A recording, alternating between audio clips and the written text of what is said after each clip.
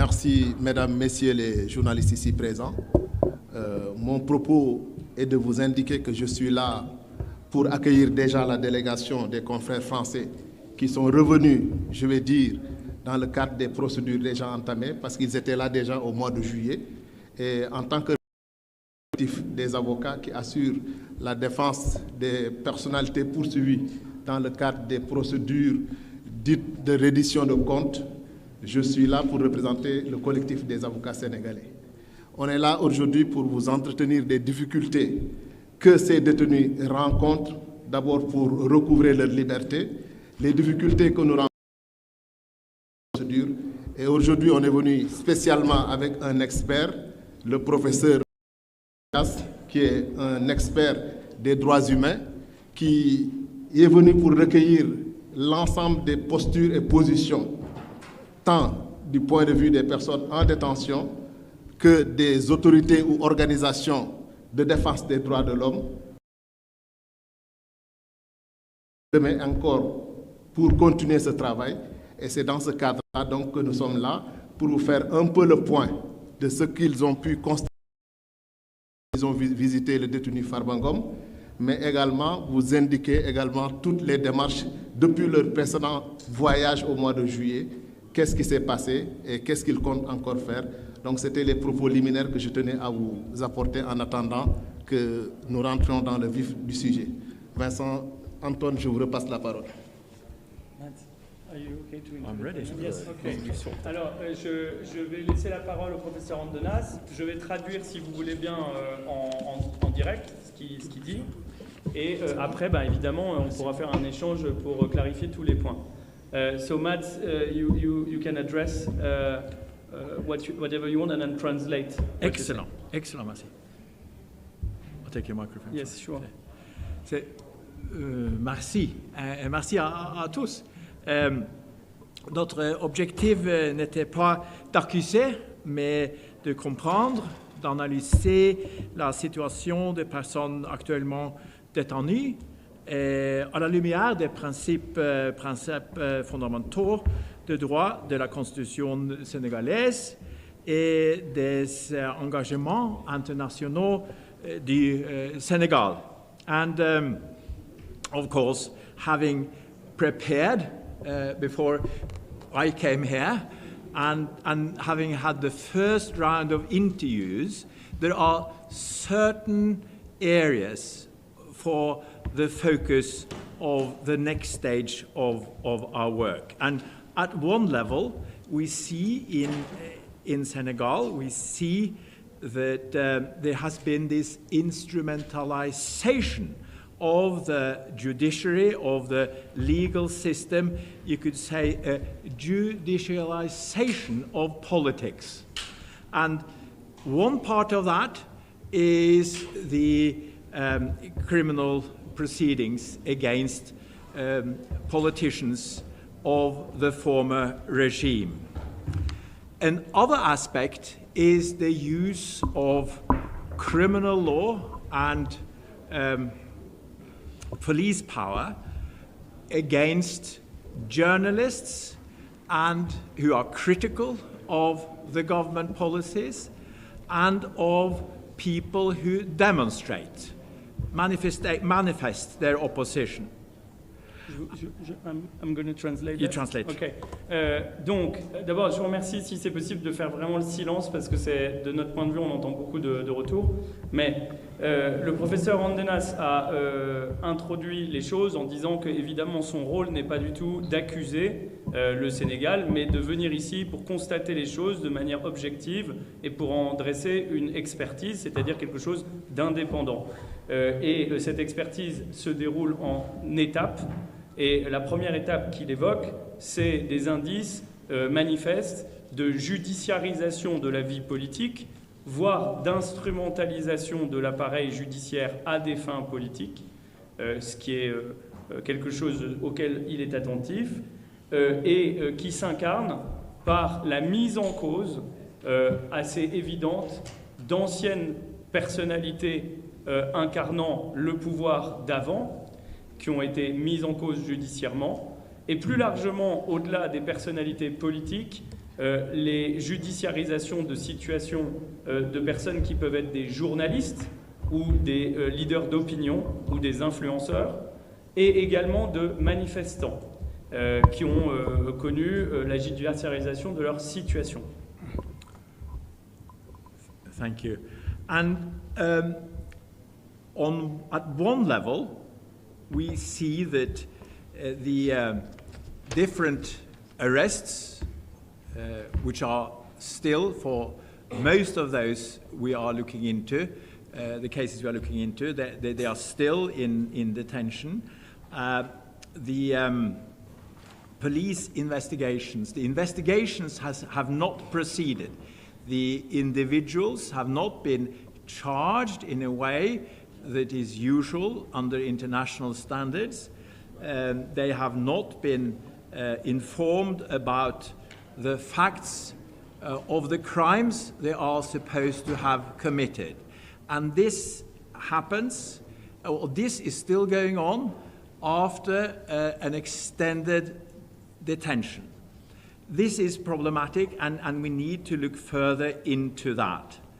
And in addition to that, there has, in this period of detention, not been interviews with prosecutors' police. There has been no investigatory steps taken, which we are aware of, and that is adding to the arbitrary nature of these detentions. Nous avons constaté une vague assez massive d'arrestations de personnes. Ces personnes ont été arrêtées et ont été placées en détention. Pour beaucoup d'entre elles, elles demeurent aujourd'hui en détention. Et le placement en détention et ces arrestations ont manifestement donné lieu à des violations caractérisées des droits fondamentaux, notamment par le fait que ces personnes ont été arrêtées et sont aujourd'hui détenues, et pour certaines depuis très longtemps. On a donné le cas du ministre Gom qui est détenu depuis 8 mois, sans que leur ait été notifié clairement les faits pour lesquels ils sont arrêtés et détenus.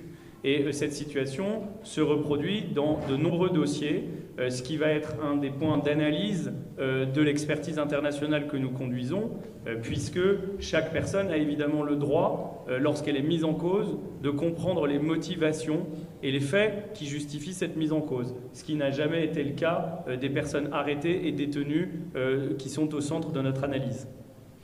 And I have studied with interest a decision by the ECOWAS CEDEAO court, which has looked at government action against one of the former politicians who tried to leave the country, and the ECOWAS court then says there was no legal basis, no formalities was followed, and the way the ECOWAS writes this, the ECOWAS court writes this in a very formal and precise manner, is indicating an arbitrary exercise of public power, which it then criticizes and finds constitutes a violation of the relevant ECOWAS rules.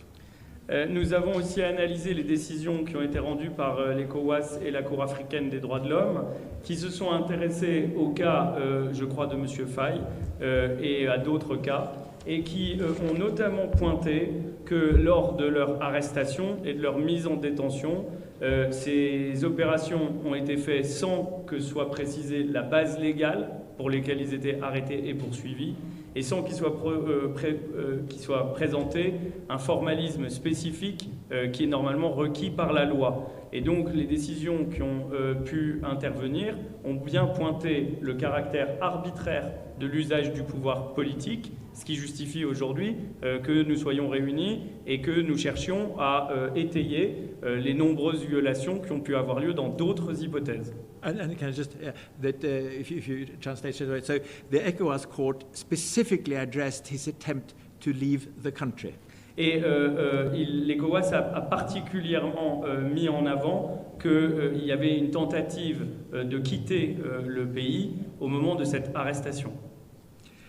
And so we're now in a situation where you have the tensions of these former politicians, you have the tensions of critical journalists, you have the tensions of demonstrators, manifestants, and then you find that there are no criminal proceedings which end with a conviction. They are not brought to. Et si votre avenir commençait à BEM Dakar, découvrez nos formations initiales et continues en cours du jour, du soir, du Ends with a conviction. It doesn't seem to be, and this is what I'm then now looking into, it doesn't seem like the government can get a judge to pass a sentence so that these criminal proceedings are not brought to the final step. They seem to be staying at the stage of pre-trial detention. Donc nous constatons dans les faits la détention de nombreuses personnalités politiques qui pour certains d'entre eux sont des élus, des parlementaires, des maires et des personnes qui sont des leaders d'opinion. La mise en détention de certains journalistes, la mise en détention de certains manifestants.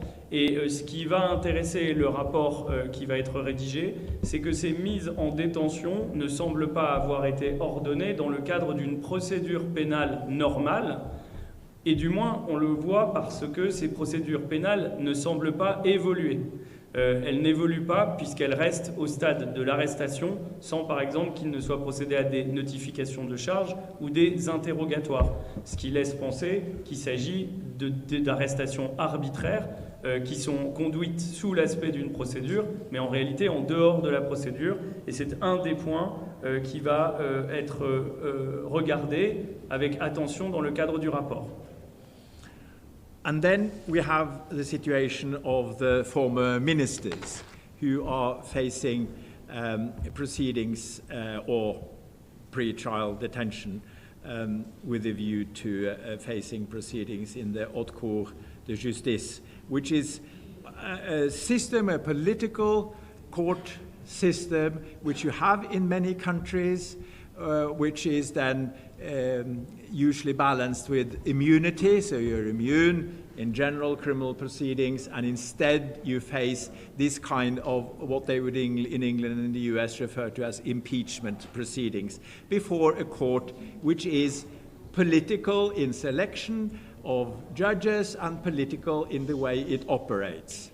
Now, these courts are still in the Senegalese system, they're in the system of many countries in the world. But when they are applied with specific criminal charges in mind, as we understand they are here, well then the procedures must be adapted to respect the internationally accepted, and for that matter the Senegalese constitution's requirements for fair trial.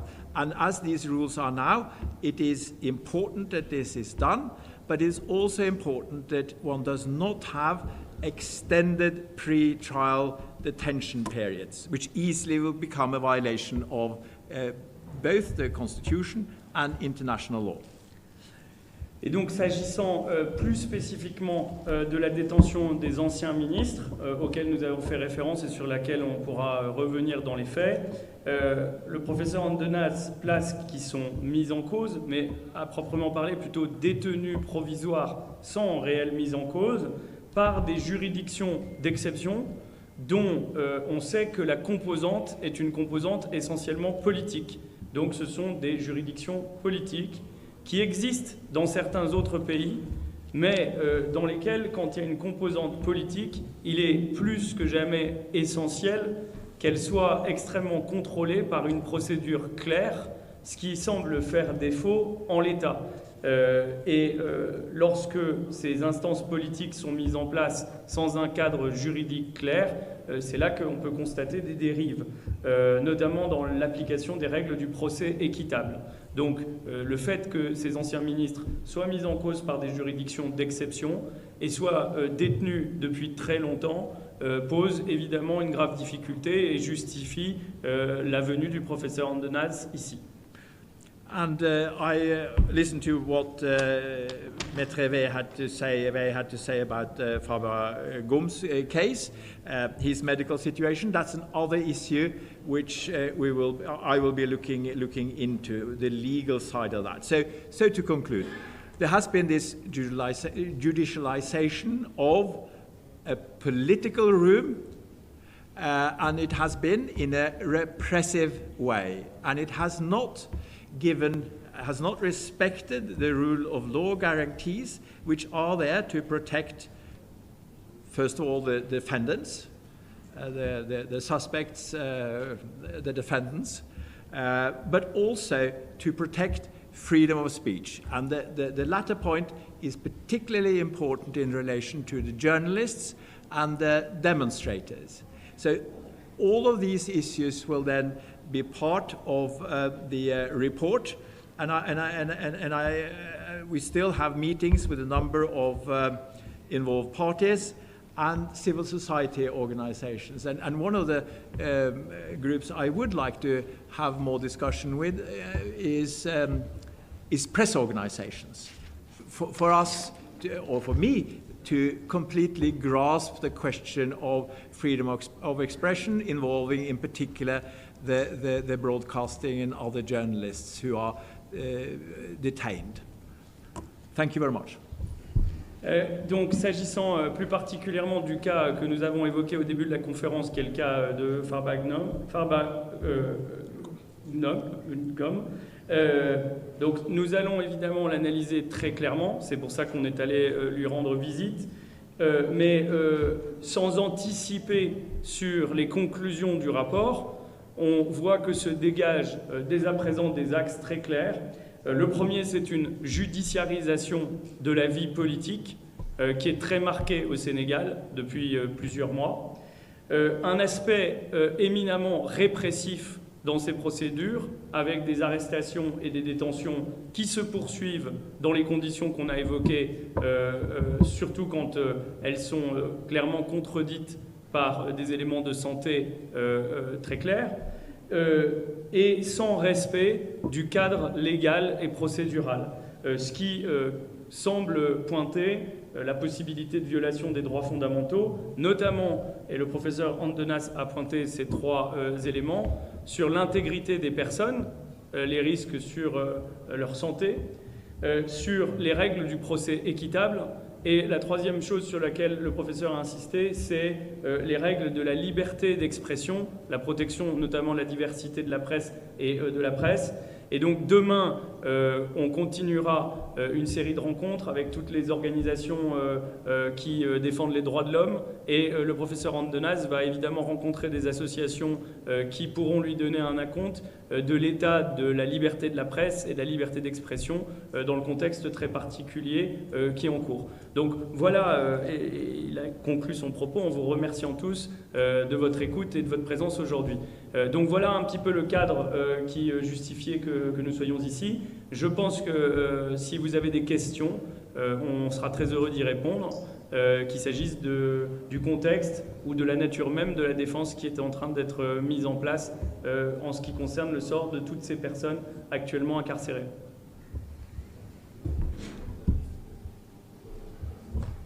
Alors, est-ce que... Question. Alors, vous voulez le micro? Non? Est-ce que quelqu'un a besoin du micro ou vous voulez... Question. Il n'y a pas de question. Si, il y a une question. C'est ça. Hop. Ah, des questions.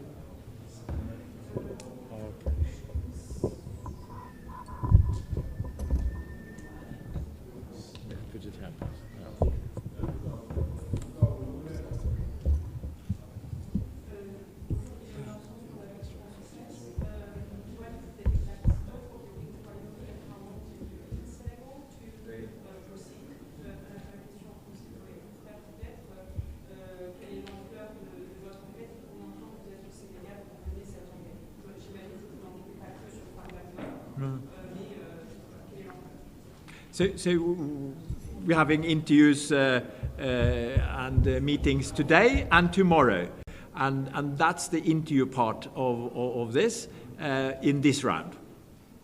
And what is the scope, the general scope of the expertise? So the general scope has been limited to the individuals who are in detention, but it is reaching further to some of the more general consequences that these measures have on Senegalese society and the rule of law. Donc je dis en français, donc le professeur Andenaz est présent sur le sol sénégalais pendant 2 jours. Il va conduire plus d'une quinzaine d'entretiens avec des personnalités de la société civile, des associations de protection des droits humains et puis certaines personnes détenues pour se rendre compte par lui-même des conditions de détention. Il a pu avoir connaissance des procédures quand elles existent et des dossiers. Et donc le but, encore une fois, de cette expertise que nous avons souhaité avec le collectif sénégalais, c'est de pouvoir éclairer l'opinion publique et la presse sur des éléments de manière objective. C'est un acte important de pouvoir donner à chacun les éléments objectifs de ces procédures, les violations objectives qui sont constatées et les risques que ces procédures font peser sur l'exercice des droits civils et politiques, à la fois des élus, des journalistes et des personnes qui manifestent ou qui souhaitent tout simplement faire prévaloir leur liberté d'expression. But I could perhaps add that most of my work is, of course, documents-based. It's the documents from these proceedings, which are many, although, as I already said, they are very thin on the actual, on the acts the accused are supposed to have committed. Et évidemment, le travail du professeur Andenaz va se baser sur des documents, les documents notamment de la procédure qu'il a et qu'il va continuer à analyser, même s'il peut pointer d'ores et déjà qu'une des graves difficultés de ces dossiers, qui était d'ailleurs une des difficultés qu'on avait pointées dans le cas de Mansour Faye, c'est que ces gens n'ont jamais fait l'objet d'une notification claire des charges et de la nature des dossiers qu'on dit exister contre eux. Donc la recherche documentaire apparaît assez limitée puisque précisément ces points ne sont pas clairement mis en avant par l'autorité de poursuite. Est-ce qu'il y a d'autres questions, monsieur ?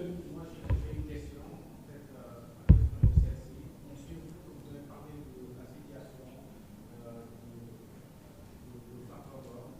Est-ce que vous pensez que ça, son manifestation a une connotation politique ? Nous, on est obligé de constater des choses assez évidentes. D'abord, c'est un homme politique et qui remplit des mandats politiques. Il est parlementaire et il est maire. Donc il a des mandats politiques. Deuxièmement, il a été ministre dans l'ancien pouvoir et député dans l'ancien pouvoir. C'est une personnalité influente dans la région du Nord. Et aujourd'hui, ce qu'on constate surtout, c'est qu'il a été convoqué, il s'est présenté librement, il a été convoqué pour qu'on lui notifie des éléments qui ne lui ont jamais été notifiés. Il a proposé des solutions alternatives à la détention. Il pourrait très bien être placé sous surveillance ou remis en liberté, à charge pour lui de répondre à des questions. Mais d'une manière inexplicable, il a été arrêté et détenu, sans que lui soit notifié précisément la nature des charges pour lesquelles il est accusé. Deuxième point, et ça c'est très important, désolé de le répéter, mais ça paraît quand même tout à fait notable, le juge qui a ordonné sa détention a lui-même ordonné qu'il fasse l'objet d'une expertise médicale qui a été conduite de manière collégiale. Et cette expertise médicale a conclu de manière non contestable à l'incompatibilité d'une détention avec son état de santé. Donc il n'y a pas d'autre façon de procéder aujourd'hui que de s'assurer que les soins adaptés lui sont donnés, puisqu'on a pu discuter avec lui, s'entretenir avec lui. Il souffre de troubles qui sont assez graves, qui sont tout à fait étayés par les médecins et qui devraient être pris en compte par les juges. Donc, à la réponse qui est donnée, je dirais que si c'était une procédure exclusivement judiciaire, juridique et sans côté politique, ce monsieur serait déjà en liberté. Ensuite, il lui aurait été notifié des faits précis sur lesquels il pourrait répondre. Donc on a effectivement des signaux, et c'est ça le sens de l'analyse d'un expert des Nations Unies, c'est d'analyser si on a des signaux de procédure politique de l'extérieur. Et en tant qu'avocat et avocat avec le collectif, depuis plusieurs mois, nous avons constaté qu'il y a eu une judiciarisation de la vie politique ou alors, plus clairement, une instrumentalisation de l'outil judiciaire contre d'anciens ou des leaders d'opinion actuels qui semblent poser difficulté au pouvoir. Could I just add before you say that, but of course the ancien ministre Mustafa Diop, Amadou Mansour Faye, they are subject to proceedings before the Haute Cour de Justice, whereas Farba Ngom, his immunity was lifted, and he's facing a normal criminal investigation. Only problem being, of course, that they haven't detailed the charge in the way one usually requires in a criminal process. And if I could just add to what you said, that a judicialization of political space is always problematic. That does not mean that there is something fundamentally wrong in, for instance, investigating money laundering offenses. To the contrary, that could be very, very important for a political system that is done. But if it is done, when it is done, the guarantees for the individuals involved must be observed. The minimum guarantees that Senegalese law, but also international standards set. And that's what we're looking at. And that's what we are focusing on. In addition to that, we have these other broader aspects of the judicialization. For instance, journalists, broadcasting and print journalists being prosecuted under overbroad provisions about protecting the reputation or the honor of the president, for instance, which is a specific offense, but is very wide, is overbroad, and depends on a judicious application in practice, which we have not seen, in addition to, of course, the force used against demonstrators. Donc évidemment, pour répondre à votre question, on pointe aussi, alors il y a vraiment deux choses qui sont différentes, je pense, pour garder la crédibilité de l'expert. Il y a les avocats du collectif, les avocats que nous sommes, qui plaidons en fait la position de ces personnes qui ont été mises en cause, pour certaines incarcérées, puis libérées, pour certaines même mises hors de cause, et pour certaines encore aujourd'hui détenues sans avoir été entendues.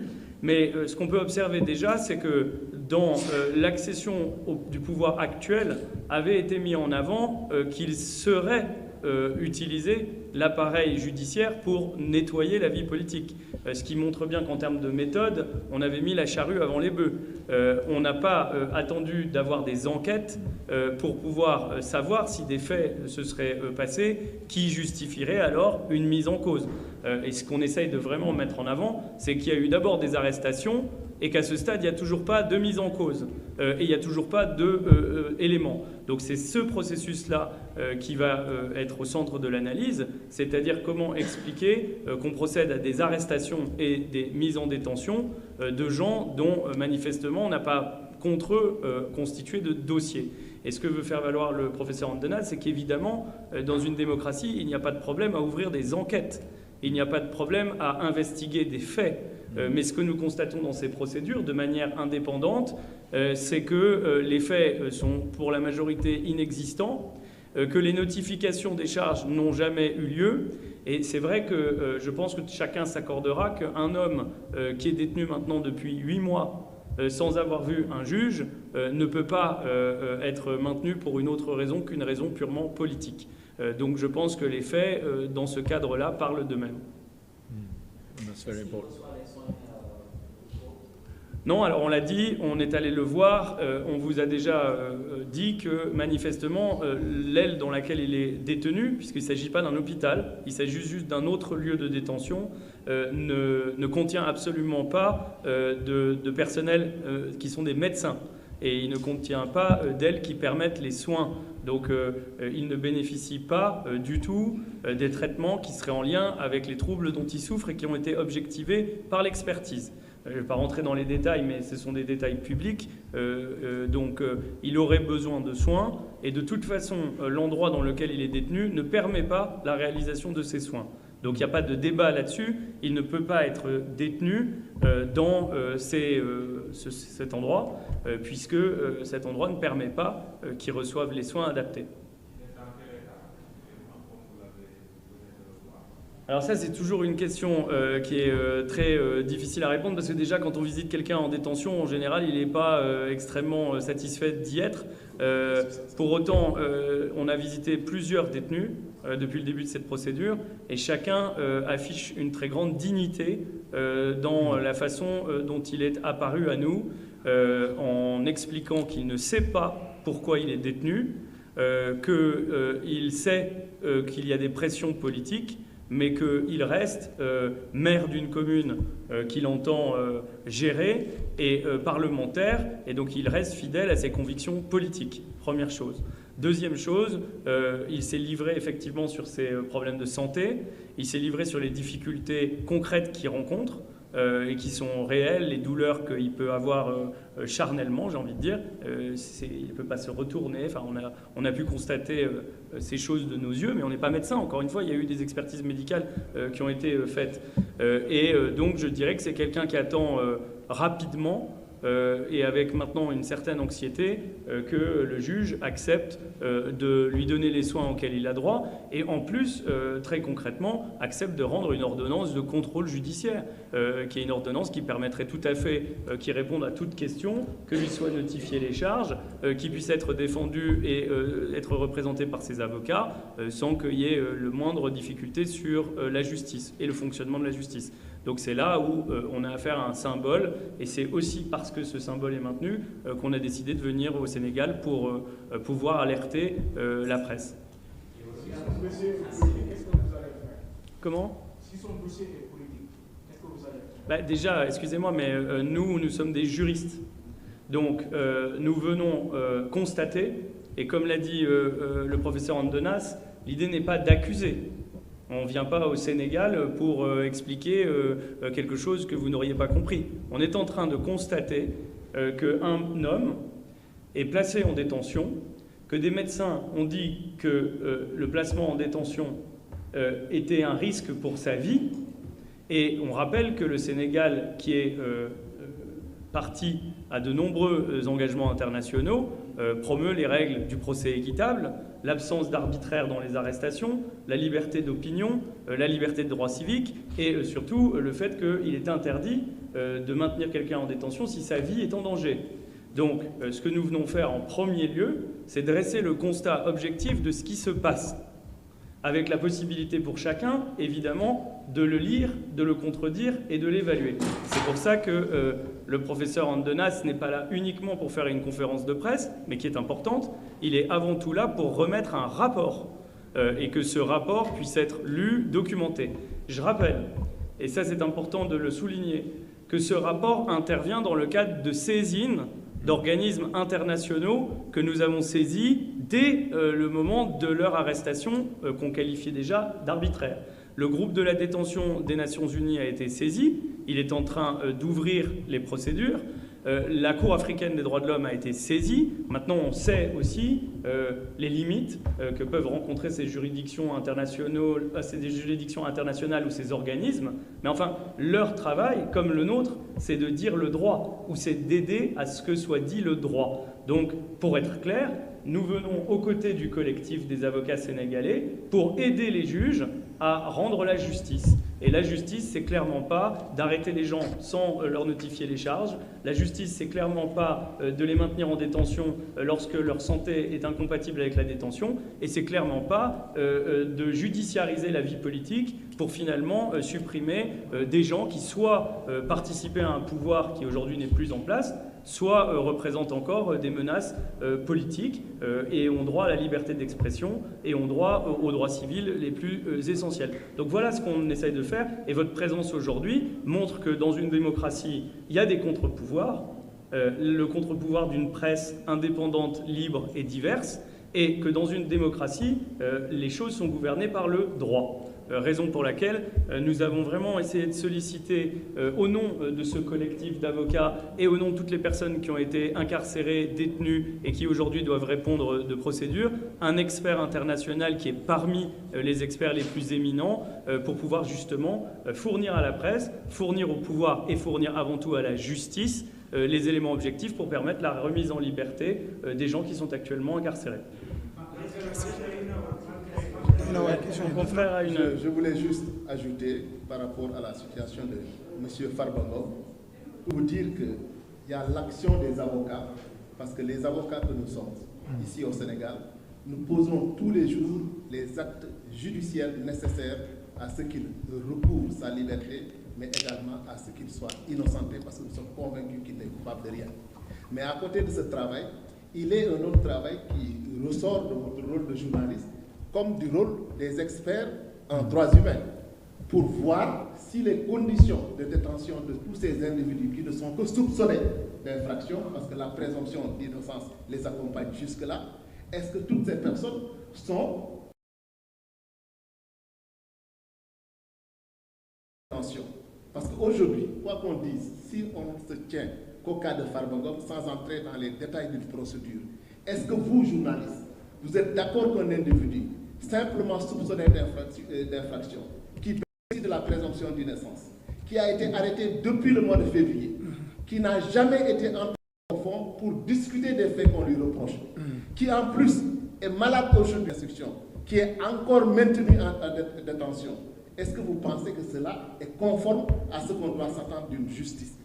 Est-ce qu'aujourd'hui, il n'aurait pas été d'une urgence particulière pour un juge d'instruction qui sait, au regard des expertises qui lui ont été fournies par des experts qu'il a lui-même désignés, qu'une personne est malade, même s'il ne la libère pas, est-ce qu'il n'était pas urgent que cette personne soit entendue sur les faits qui lui sont reprochés pour qu'enfin qu'il puisse être jugé? Parce que le principe doit être...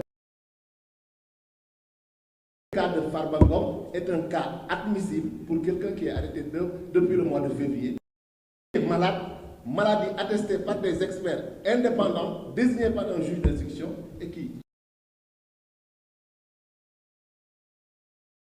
Souvenez-vous, cela a été dit et rabâché par les avocats du collectif lors des différentes conférences de presse. Farba-Ngom n'a eu que l'information qu'on le poursuit pour telle infraction. Mais les faits à la base de ces infractions, il n'en a jamais discuté avec qui que ce soit. Il n'a jamais été entendu par le juge d'instruction sur ces faits. Il n'a jamais été entendu par un enquêteur, pas un policier ou un gendarme, pas la CENTIF qui a fait son rapport. Il n'a jamais été entendu. Vous pensez que cela est juste dans un État qui se réclame un État de droit? Donc c'est ça le prolongement du travail que fait l'expert indépendant. C'est de vérifier au contact de ceux qui sont détenus, au contact de vous, journalistes, au contact d'organisations de la société civile, pour s'enquérir de cette situation et de dire si c'est une situation normale ou pas, et d'en dresser un rapport. Ce n'est pas d'être du côté de Farba-Ngom ou de telle autre personne, mais c'est d'analyser la situation concrète que nous vivons aujourd'hui et d'en dresser un rapport, lequel rapport sera apprécié par qui de droit.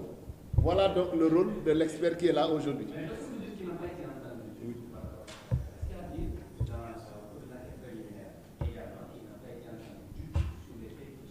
Mais il n'a jamais été entendu. Jamais. Farba-Ngom est poursuivi sur la base d'un rapport de la CENTIF, donc sur la base de déclarations de soupçons. Ce rapport a été transmis au procureur de la République, lequel a saisi immédiatement un juge d'instruction, lequel lui-même a convoqué Farba-Ngom pour l'inculper, c'est-à-dire lui notifier les chefs d'inculpation qu'il compte enquêter pour lui. Et il l'a dit, il a mis sous mandat de dépôt. Depuis qu'il est sous mandat de dépôt, il n'a pas été convoqué pour être entendu sur la réalité des faits présumés qu'il a commis. Il n'y a que les procédures que les avocats font pour obtenir sa liberté pour raison médicale. Depuis le mois de février. Ne serait-ce que de ce point de vue, sans chercher à savoir s'il est coupable ou s'il ne l'est pas. Est-ce que vous pensez qu'il est juste d'arrêter une personne sur la base de simples soupçons dressés à partir d'un rapport, quel que soit l'auteur du rapport? Est-ce que vous pensez qu'il est juste que cette personne soit mise en détention depuis le mois de février? On ne le convoque pas pour lui dire, monsieur, voilà ce que vous avez fait, qu'en dites-vous? Et il reste. Malgré que des médecins attestent qu'il est malade. Est-ce que cette justice est humaine? La justice, ce n'est pas un lieu de règlement de compte. La justice, c'est d'abord la transparence. Or, c'est cette transparence-là que nous ne voyons pas, que les avocats critiquent depuis longtemps. Il faut établir la culpabilité de l'individu avant de sanctionner. On a vu des dossiers où des non-lieux ont été prononcés. Ces gens, s'ils étaient détenus, le préjudice, qu'est-ce qu'on a fait? Donc c'est pour éviter de pareils errements que les avocats se battent tous les jours. Et maintenant, dans le prolongement de leurs actions, ils sollicitent des experts, des gens qui peuvent avoir un regard neutre sur un dossier et pour dresser un rapport sur ces situations. Et cela nous aide à avancer. Cela nous aide à avancer.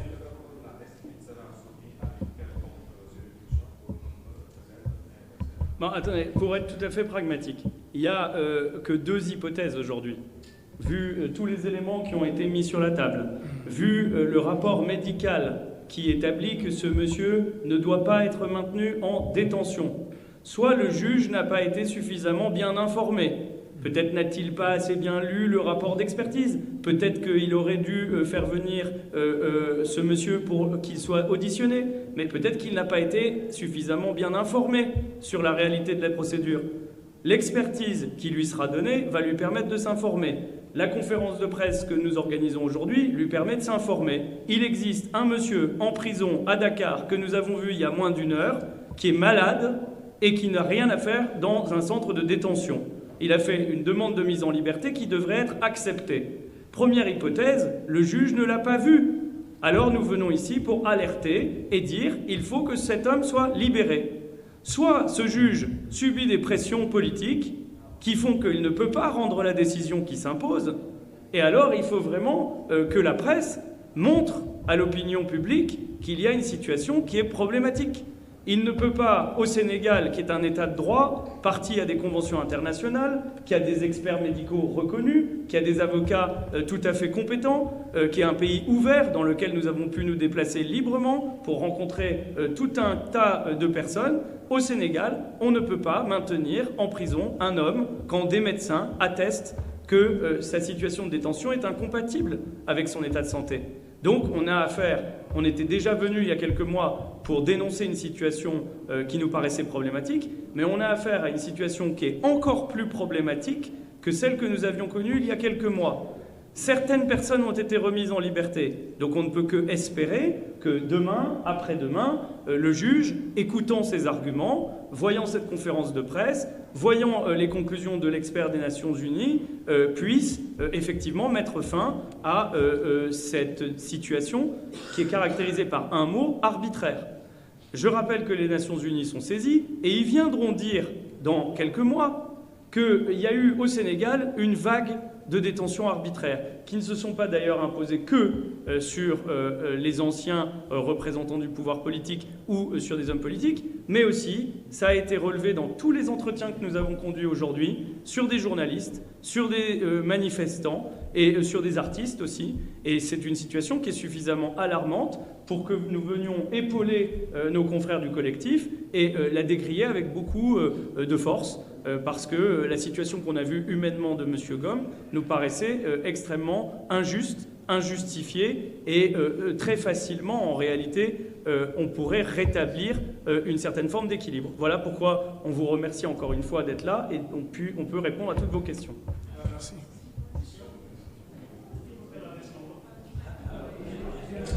C'est bon, on demande des questions jusqu'à... C'est bon. Attendez. Avant qu'on passe juste aux questions éventuellement dans une autre langue, parce qu'on fait anglais, français, mais on ne peut pas faire toutes les langues, il y a une question ici.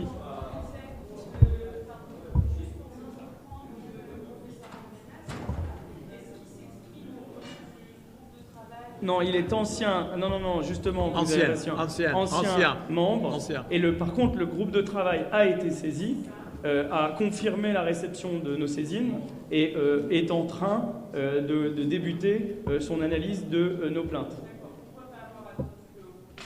Parce que la situation est à ce point-là évidente et alarmante qu'il nous apparaissait tout à fait nécessaire de pouvoir la pointer et d'ailleurs même de souligner ce rapport. D'abord, pour les juges sénégalais, Les juges qui exercent aujourd'hui le pouvoir de détention, c'est les juges sénégalais. La justice internationale viendra après, elle dira ce qu'elle a à dire, mais les juges sénégalais doivent en tout cas être informés, ou alors être redevables de décisions, responsables de décisions qu'ils prendraient en toute connaissance de cause à partir du moment où justement des expertises indépendantes, des expertises médicales ou des argumentaires juridiques qui sont incontestables en fait leur sont soumis.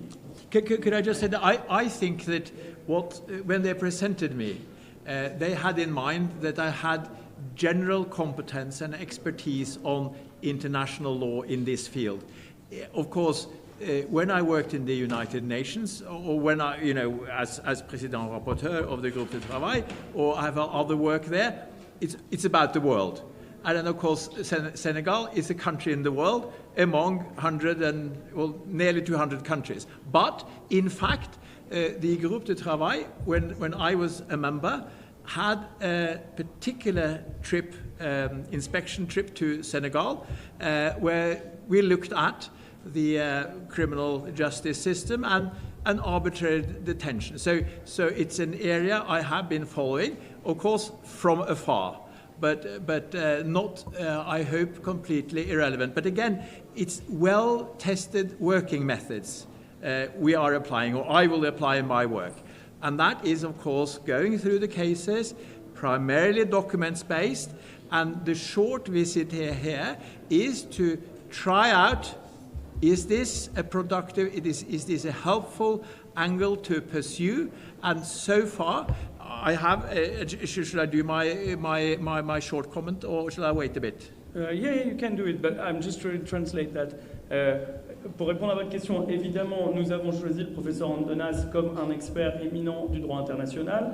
Et ce qu'il faut comprendre, c'est que dans ses précédentes fonctions, il a eu à connaître de nombreuses missions d'inspection sur des cas de détention arbitraire qui font qu'il y a des méthodes très claires pour repérer les violations qui caractérisent les détentions arbitraires. Et c'est sur cette base-là que nous l'avons choisi. Il n'a pas de lien ou de parti pris par rapport au Sénégal. Il a conduit, il y a quelques années, lorsqu'il était président rapporteur du groupe de la détention, une inspection sur la justice du Sénégal. Mais en tout cas, ce qu'on a souhaité avant tout apporter aujourd'hui, c'est un expert compétent, un expert indépendant et un expert qui a eu accès à tous les éléments lui permettant de rendre un rapport qui, encore une fois, sera rendu public et qui contiendra tous les détails des éléments qui sont juste aujourd'hui présentés, introduits devant vous. Est-ce qu'il y a encore, on peut prendre quelques questions encore, après il faudra qu'on arrête. C'est bon.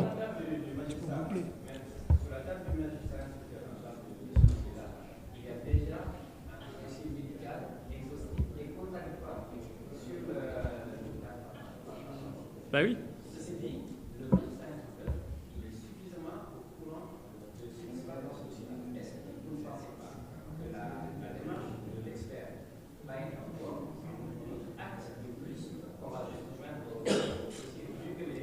Non mais attendez, quand vous, en tant que citoyen, en tant que journaliste, les juges sont là pour vous protéger.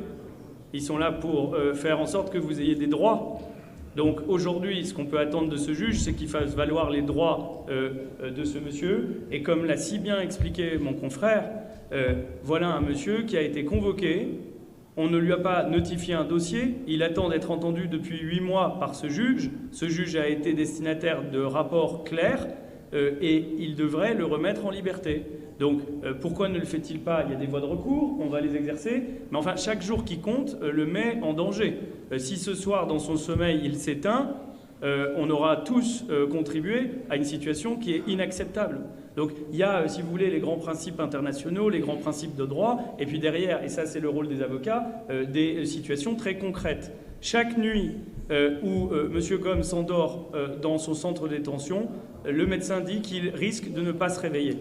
Si une personne meurt, surtout lorsqu'il est maire est député et avec le poids démocratique qu'il représente, je ne sais pas qui sera responsable, si ça sera le juge, si ça sera la société civile, si ça sera le pouvoir en place. Mais aujourd'hui, on ne pourra pas dire à la fin de cette soirée que 3 experts indépendants et un représentant d'un très grand collectif d'avocats n'auront pas alerté l'opinion sur la réalité concrète de la situation de ce monsieur. J'ajoute qu'il n'est pas le seul.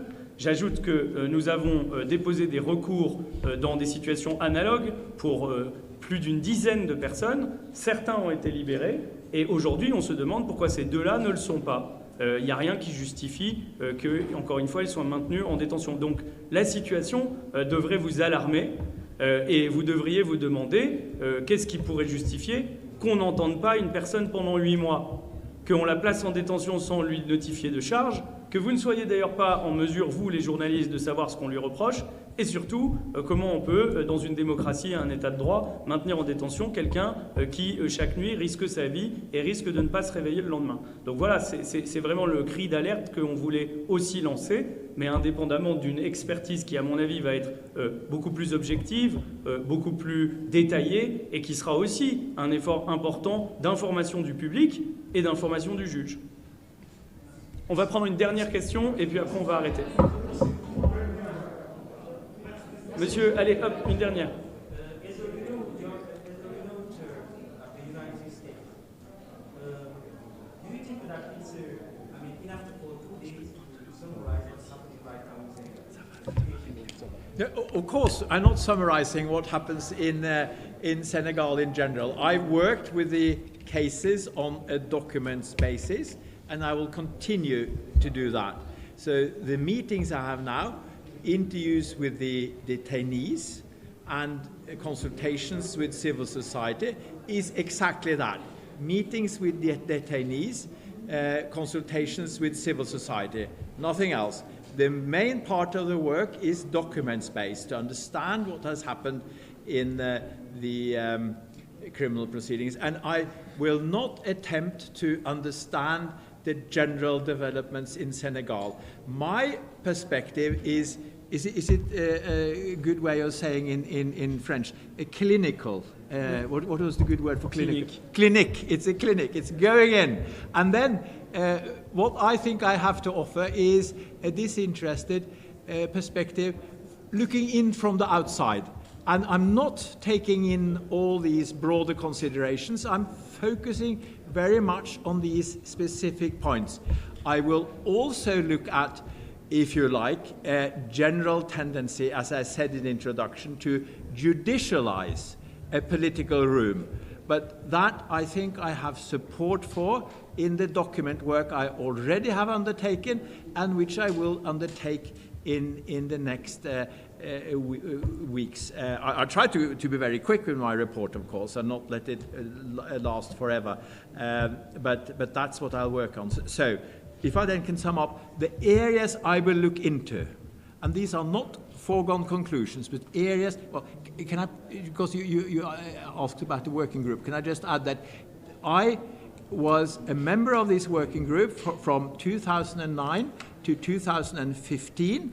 I succeeded Haj Malik Sow, S-O-W, so who was a cassation court judge here, and now is a conseiller of the president. And there was a group of members, 2 members, not me, not Mr. Sow, who went for an inspection in situ here and reported back to the working group on Senegal and arbitrary detention in Senegal, which we then, of course, studied and discussed. So that is my direct contact with the Senegalese criminal justice system and arbitrary detention. So the areas I look into then is charge. Have they been charged? How have they been charged? Is there an indictment after this time? Is there an indictment? And of course there isn't. But I'll look into the nature of the way they have been arrested and informed about the charge, which is a clear international obligation and also a constitutional obligation in Senegal. And then, have they been detained after judicial review? Has a judge looked at their detention? Have they had the possibility of appeal of the decision to detain them? And then, in this period of detention, whatever its basis, have the authorities progressed with the investigations in the way that this detention requires? And then there's health, particularly for one of the detainees, which is an important matter, and of course, for the more general perspective, freedom of expression when it comes to the detainment of journalists and others, and the public demonstrators. And this is two sides of judicialization. You judicialize when you prosecute, but then you should judicialize also in terms of giving rights and observing the law. And that is what will be my main task to look into. Donc, ça va être le propos conclusif. Je vais m'efforcer juste de redire ce qui a été dit par monsieur le professeur. D'abord, il a pointé qu'il a été membre.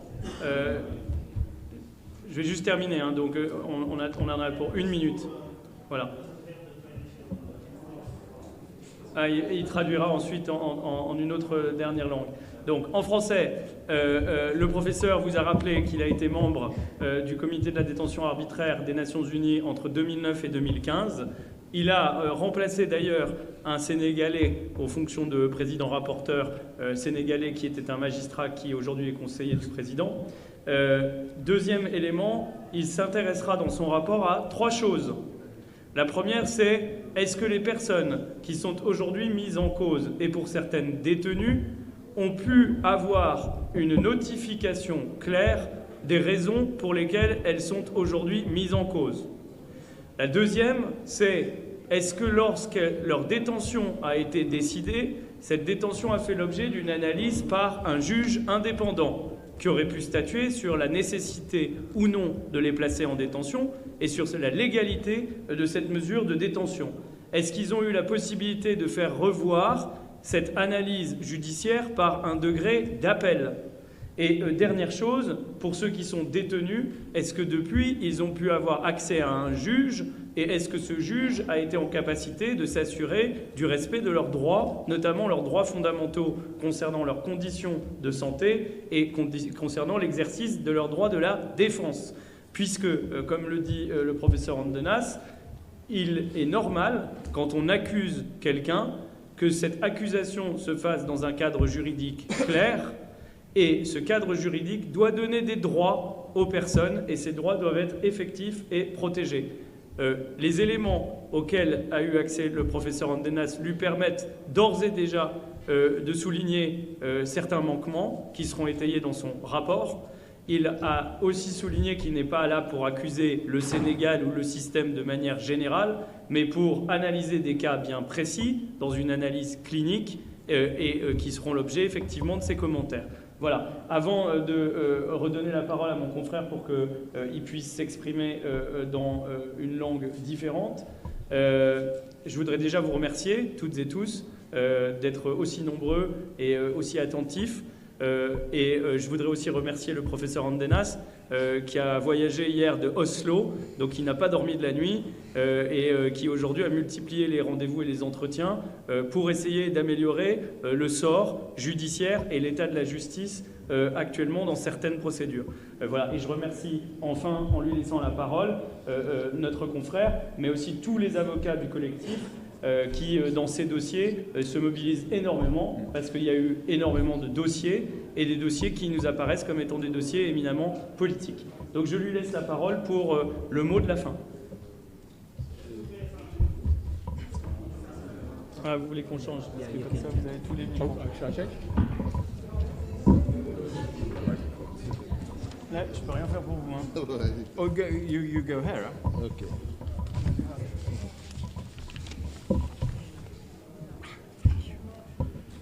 Bon. li ngeen ma sant dina jafe ndax ab séeréer la ñuy bëgg a waxloo ci olof kon boog lu ci ñaaw rek ngeen jéggal ma ko waaye li ngeen ma sas day du doon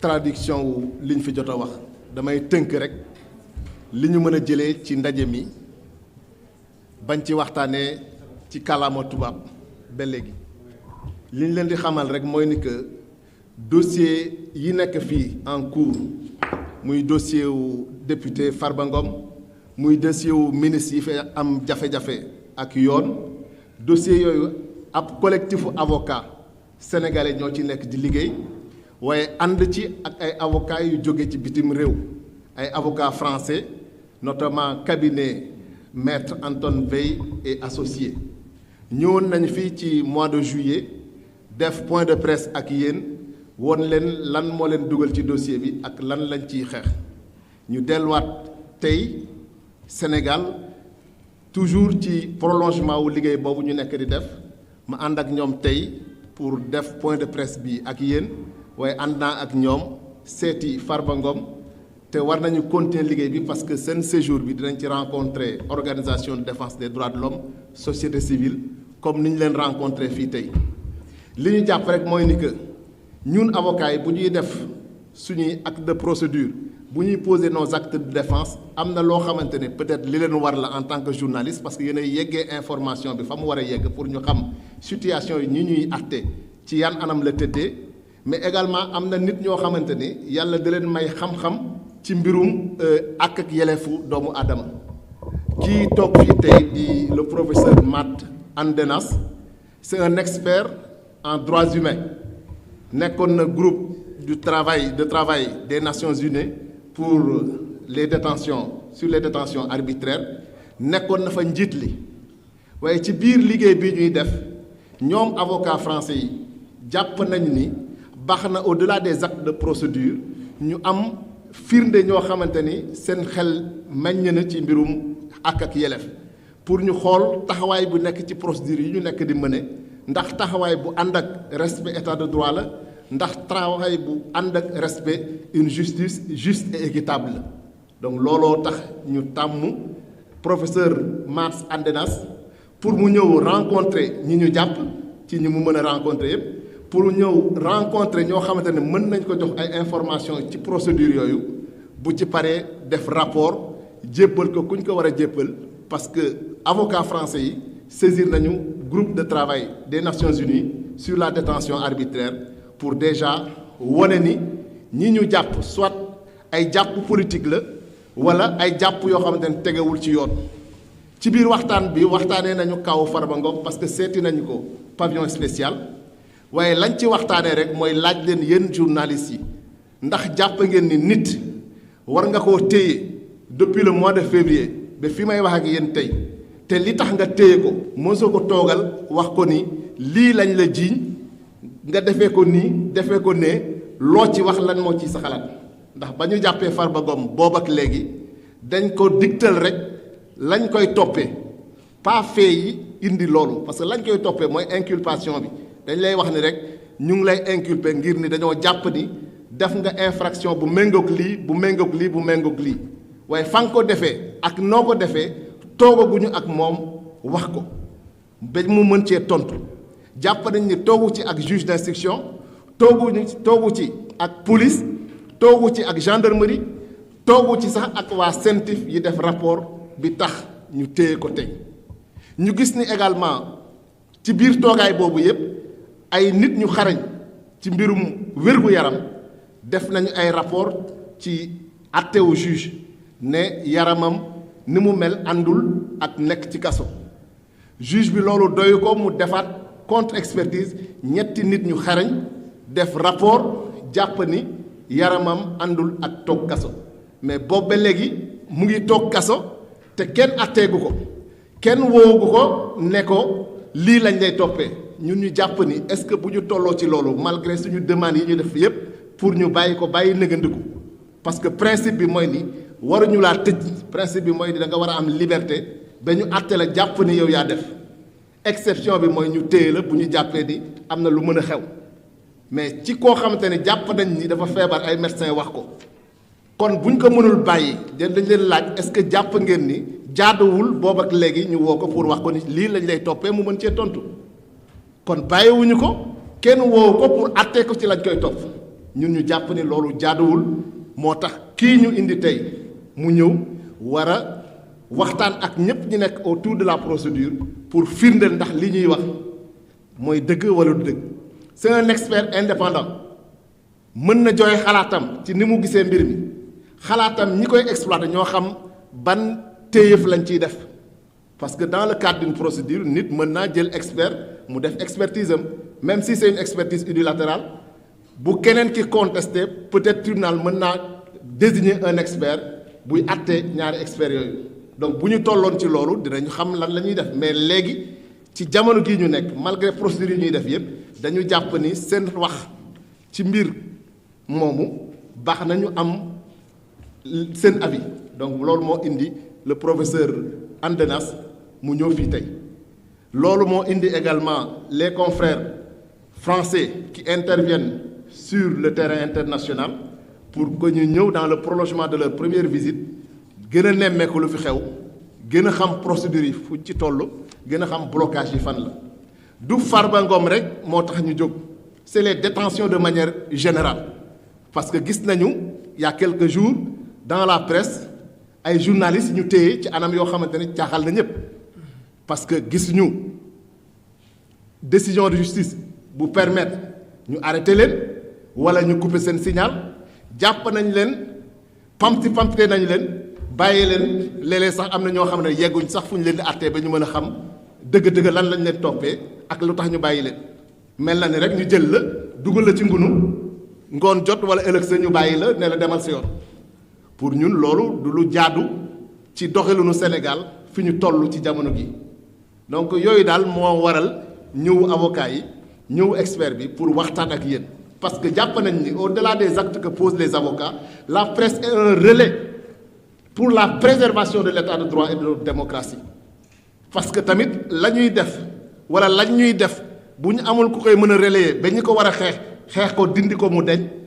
kon du mës a sotti donc la presse fait partie des outils de développement de l'état de droit et de notre démocratie moo tax fu ñu jaaxlee au-delà des procédures que nous faisons ñu convoquer leen pas pour jébaane mais pour wax leen la réalité objective à laquelle on est souvent confronté dans nos procédures pour que ñoom ñu mën a relayer la bonne information parce que woowuñu leen pour ngeen wax lu ñu neex vous êtes des analystes crédibles des situations qu'on vous expose et vous saurez faire le relais bi ci war pour que ñu mën a am une démocratie apaisée am une justice juste et équitable donc loolu moo indi woon suñu collègue français yi fii man au nom du collectif des avocats sénégalais ma représenté ñooñu ñëpp ñu toog fekkee waxtaan bi donc waxtaanewuñu dossiers yi pendant yi au niveau des juges d'instruction parce que lañ ci am cër xam nañ ko xam nañ ni on est tenu par le secret de l'instruction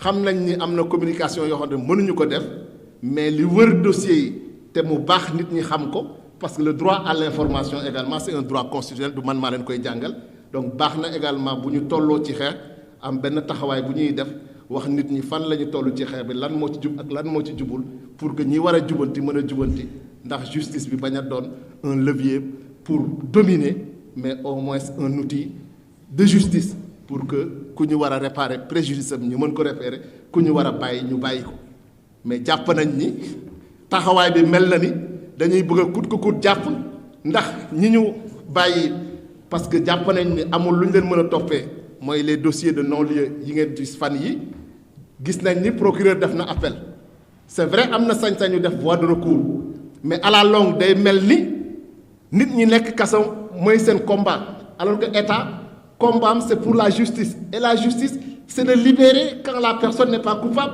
et de condamner peut-être quand la personne est coupable et même en condamnant on peut être juste parce que looloo tax yoon créer luy sursis nit ñu xam ni def na mais ñu bañ koo teg daan bi ñu ajal ko parce que jàpp nañ ni mën naa changer donc la justice ne doit pas être le lieu d'écraser l'individu même le coupable on doit toujours trouver les leviers yi tax même bu tooñoon sax ñu xool lan la ñu mën a teg ci kawam ba mën koo yee delluwaat ko ci société bi parce que ñi ñuy daan yëpp doomu société bi la war ñu débarrasser wu ci moom donc suñu taxawaay yëpp pour loolu la donc loolu moo indi daal c'est ce point de presse à la limite de conférence de presse ça point de presse pour faire un peu la situation des droits humains dans ce pays à l'aune des dossiers très très médiatisés que vous connaissez. Donc loolu la amoon pour li may wax maa ngi leen di gërëm di leen sant.